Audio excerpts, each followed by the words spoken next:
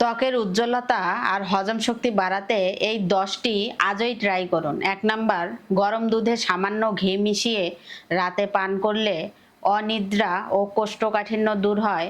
2 number, পুদিনা পাতার রস নিয়মিত খেলে রক্ত পরিষ্কার হয় এবং শরীর ঠান্ডা থাকে।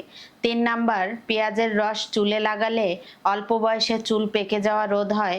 4 নাম্বার, আমলকির রস চুলে লাগালে অল্প বয়সে চুল কালো ও মজবুত হয়।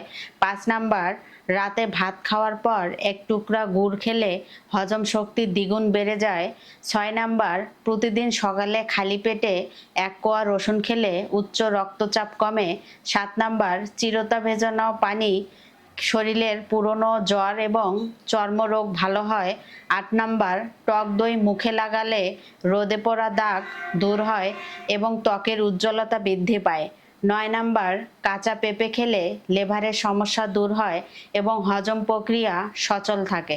10 নাম্বার, কলার খোসা দিয়ে দাঁত ঘষলে দাঁতের হলদে ভাব দূর হয়, দাঁত সাদা ও উজ্জ্বল হয়।